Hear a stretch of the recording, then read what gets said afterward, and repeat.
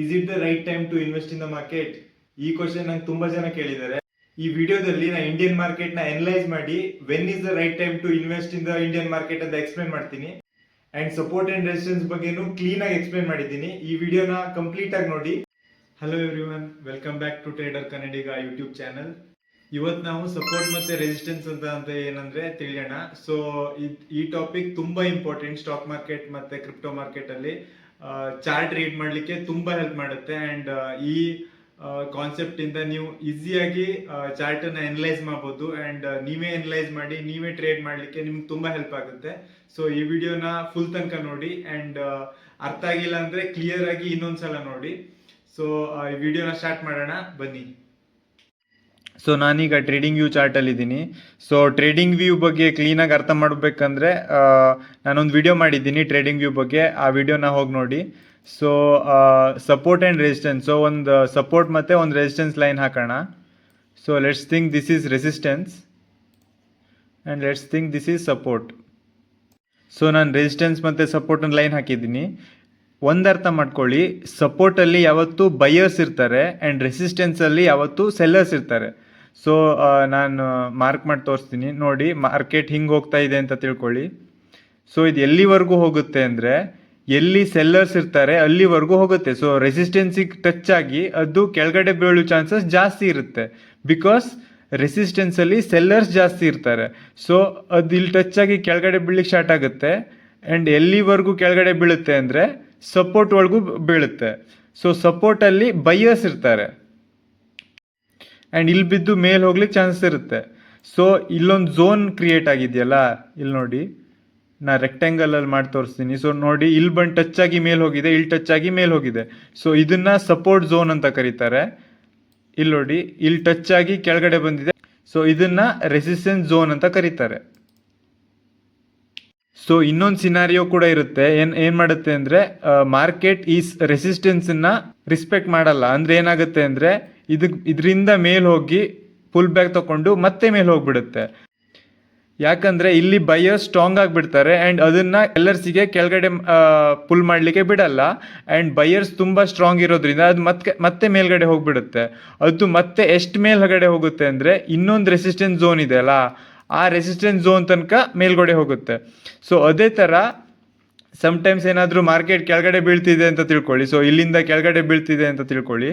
ಇಲ್ಲಿಂದ ಕೆಳಗಡೆ ಬೀಳಬೇಕಿದ್ರೆ ಸಮ್ಟೈಮ್ಸ್ ಏನಾಗುತ್ತೆ ಅಂದರೆ ಇಲ್ಲಿ ಸಪೋರ್ಟ್ ಝೋನ್ ಇದೆಯಲ್ಲ, ಇದನ್ನು ಕೂಡ ರಿಸ್ಪೆಕ್ಟ್ ಮಾಡಲ್ಲ ಆ್ಯಂಡ್ ಇದನ್ನು ಕೂಡ ಕಟ್ ಮಾಡಿ ಕೆಳಗಡೆ ಬಿದ್ದುಬಿಡುತ್ತೆ. ಬಿಕಾಸ್ ಇಲ್ಲಿ ಬೈಯರ್ಸ್ಗಿಂತ ಸೆಲ್ಲರ್ಸ್ ಸ್ಟ್ರಾಂಗ್ ಇರ್ತಾರೆ. ಬೈಯರ್ಸ್ ಇಲ್ಲಿ ಜಾಸ್ತಿ ಇರ್ತಾರೆ, ಬಟ್ ಸೆಲ್ಲರ್ಸ್ ಏನು ಮಾಡ್ತಾರೆ ಅಂದರೆ ಇನ್ನೂ ಕೂಡ ಕೆಳಗಡೆ ಮಾರ್ಕೆಟ್ ಬೀಳ್ಲಿಕ್ಕೆ ಟ್ರೈ ಮಾಡ್ತಾರೆ. ಇಲ್ಲಿ ಬ್ರೇಕ್ ಆಗಿ ಮತ್ತೆ ಕೆಳಗಡೆ ಬೀಳ್ಲಿಕ್ಕೆ ಸ್ಟಾರ್ಟ್ ಆಗುತ್ತೆ. ಎಲ್ಲಿ ತನಕ ಕೆಳಗಡೆ ಬೀಳುತ್ತೆ ಅಂದರೆ ಇನ್ನೊಂದು ಸಪೋರ್ಟ್ ಝೋನ್ ಇರುತ್ತೆ ಅಲ್ಲ, ಆ ಇನ್ನೊಂದು ಸಪೋರ್ಟ್ ಝೋನ್ವರೆಗೂ ಕೆಳಗಡೆ ಬೀಳುತ್ತೆ. ಸೊ ಇದನ್ನು ನಾನು ನಿಮಗೆ ಲೈವ್ ಚಾರ್ಟಲ್ಲಿ ಎಕ್ಸ್ಪ್ಲೇನ್ ಮಾಡ್ತೀನಿ. ಸೊ ಅದರಿಂದ ನಿಮಗೆ ಕ್ಲೀನಾಗಿ ಅಂಡರ್ಸ್ಟ್ಯಾಂಡ್ ಆಗುತ್ತೆ. ಬನ್ನಿ, ನಾವೀಗ ರಿಲಯನ್ಸ್ ಚಾರ್ಟಲ್ಲಿ ಇದ್ದೀವಿ. ಸೊ ನೀವು ಯಾವುದಾದ್ರೂ ಚಾರ್ಟಿಗೆ ಬಂದರೆ ಫಸ್ಟ್ ಯಾವತ್ತು ಸಪೋರ್ಟ್ ಮತ್ತು ರೆಸಿಸ್ಟೆನ್ಸ್ ಎಲ್ಲಿದೆ ಅಂತ ಫೈಂಡ್ ಔಟ್ ಮಾಡ್ಲಿಕ್ಕೆ ಟ್ರೈ ಮಾಡಿ. ಸೊ ಇಲ್ಲಿ ನೋಡಿ, ಇಲ್ಲೊಂದು ರೆಸಿಸ್ಟೆನ್ಸ್ ಇದೆ, ಅದನ್ನು ನಾನು ಮಾರ್ಕ್ ಮಾಡಿಬಿಡ್ತೀನಿ. ಸೊ ಇದೊಂದು ರೆಸಿಸ್ಟೆನ್ಸ್ ಇದೆ ಆ್ಯಂಡ್ ಇಲ್ಲೊಂದು ಸಪೋರ್ಟ್ ಇದೆ. ಇಲ್ಲೊಂದು ಸಪೋರ್ಟ್ ಇದೆ ನೋಡಿ. ಇಲ್ಲಿ ಎಷ್ಟು ಸಲ ಮಾರ್ಕೆಟ್ ಇಲ್ಲಿ ಬಂದು ಟಚ್ ಆಗಿ ಮೇಲೆ ಹೋಗಿದೆ, ಇಲ್ಲಿ ಬಂದು ಟಚ್ ಆಗಿ ಮೇಲೆ ಹೋಗಿದೆ, ಓಕೆನಾ, ಇಲ್ಲಿ ಬಂದು ಟಚ್ ಆಗಿ ಮೇಲೆ ಹೋಗಿದೆ, ಇಲ್ಲಿ ಬಂದು ಟಚ್ ಆಗಿ ಮೇಲೆ ಹೋಗ್ತಿದೆ ಈಗ. ಸೊ ಇದು ಸಪೋರ್ಟ್ ಇದೆ ಆ್ಯಂಡ್ ಇದು ರೆಸಿಸ್ಟೆನ್ಸ್ ಇದೆ. ಇಲ್ಲಿ ನೋಡಿ, ಈ ರೆಸಿಸ್ಟೆನ್ಸ್ ಇಲ್ಲಿದೆ ಆ್ಯಂಡ್ ಮಾರ್ಕೆಟ್ ಇಲ್ಲಿ ಬಂದು ಇಲ್ಲಿ ಟಚ್ ಆಗಿ ಕೆಳಗಡೆ ಹೋಗ್ಲಿಕ್ಕೆ ಟ್ರೈ ಮಾಡಿದೆ, ಬಟ್ ಕೆಳಗಡೆ ಹೋಗಿಲ್ಲ, ಮತ್ತೆ ಮೇಲ್ಗಡೆ ಹೋಗಿದೆ, ಮತ್ತೆ ಇಲ್ಲಿ ಹೋಗಿ ಇಲ್ಲಿ ಬಂದು ಟಚ್ ಆಗಿ ಮತ್ತೆ ಕೆಳಗಡೆ ಬಿದ್ದಿದೆ.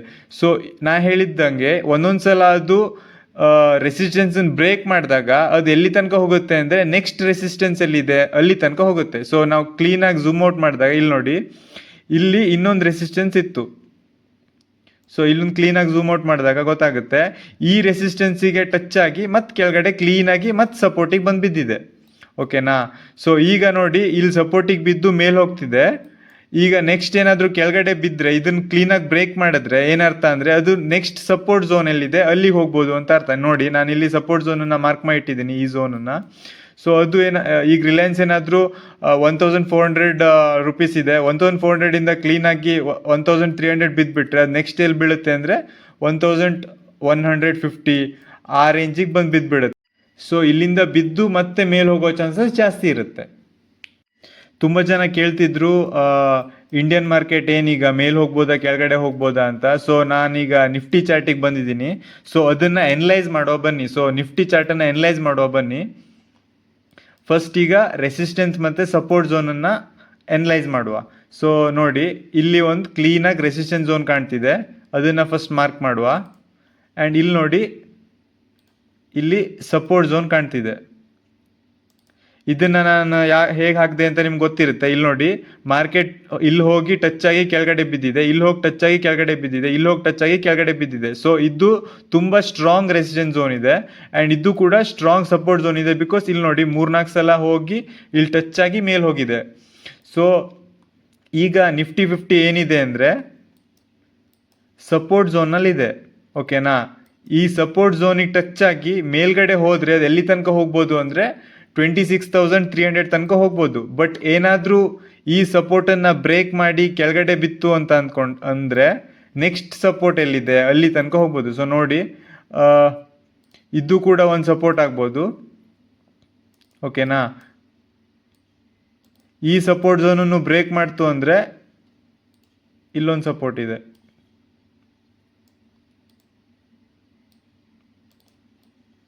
ಸೊ ನೋಡಿ ಎಷ್ಟು ಸಪೋರ್ಟ್ ಝೋನ್ ಇದೆ ನೋಡಿ ಇಲ್ಲಿ. ಈಗ ನಿಫ್ಟಿ ಕರೆಂಟ್ಲಿ 24,450 ಓಡ್ತಿದೆ. ನೆಕ್ಸ್ಟ್ ಏನಾದರೂ ಇದು ಬ್ರೇಕ್ ಮಾಡಿದ್ರೆ ನೆಕ್ಸ್ಟ್ ಎಲ್ಲಿ ಬೀಳುತ್ತೆ ಅಂದರೆ 23,800ಗೆ ಬಂದು ಬೀಳುತ್ತೆ. ಆ್ಯಂಡ್ ಅದನ್ನು ಬ್ರೇಕ್ ಮಾಡಿದ್ರೆ 22,800ಗೆ ಬೀಳುತ್ತೆ.